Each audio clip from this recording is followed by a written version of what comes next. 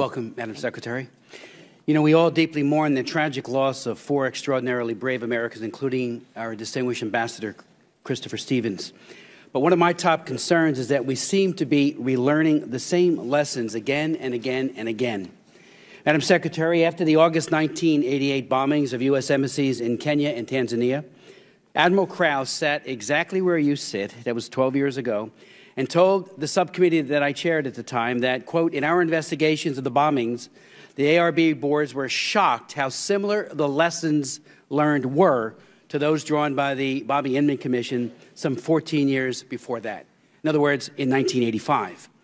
In direct response, I authored a bipartisan law, the Admiral Nance Magdonovan Foreign Relations Act, and in it we had a title, the Secure Embassy Construction and Counterterrorism Act of 1999, to upgrade diplomatic security and residences, to improve threat assessments and facilities, emergency action plans, security threat lists, perimeter distances, that is setbacks, for example, crisis management training, diplomatic security training, rapid response procedures, storage or emergency equipment like fire suppressant capabilities, and increased anti-terrorism in Africa.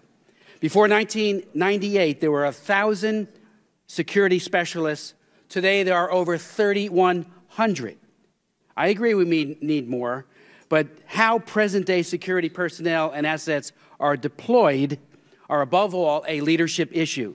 And clearly, we have and had the diplomatic security assets that could have been deployed to Benghazi. When it comes to what you knew, Madam Secretary, and what requests were made of you and the Department to beef up security in Benghazi, there are disturbing parallels to Kenya and Tanzania. Prior to East Africa terrorist bombings, U.S. Ambassador to Kenya, Prudence Bushnell, repeatedly asked Secretary Madeleine Albright for more security upgrades, and the ambassador's request was rejected, and the loss of life, as we all know, was horrific. There are numerous press reports that U.S. Ambassador to Libya, Chris Stevens, and his team made repeated requests for security assistance. So my questions are these. 1, you defined taking responsibility for Benghazi in your testimony a few moments ago in terms, and only in terms, of during and after the terrorist attacks. What about before the attack on September 11, 2012? What did you personally and your staff, when did you become aware of Ambassador Stevens and his team's request for security upgrades? What exactly did you do in response? You obviously were very close to him. Did he ask you personally at any time?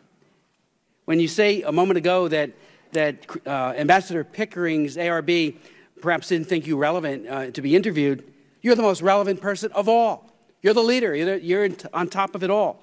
So I would join with my colleague, Elena Ross-Layton. You should have been interviewed and very important questions asked.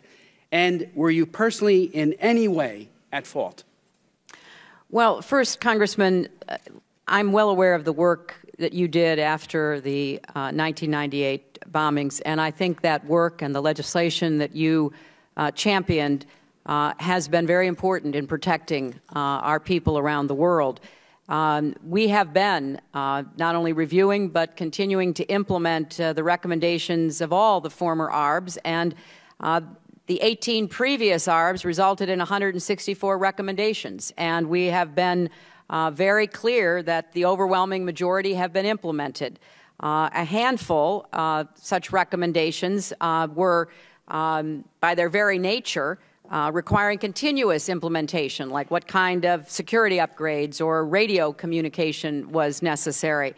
And there were a few that were only partially implemented because of some separate security concerns that would have raised. But there was the need for ongoing funding. You remember that Admiral Crowe said we wanted $2.2 billion for building embassies. We had a number of embassies that were built in those early years, thanks to your legislation. Then it petered off. You know, we put so much time and attention into Iraq and Afghanistan, trying to make sure that we secured our people there.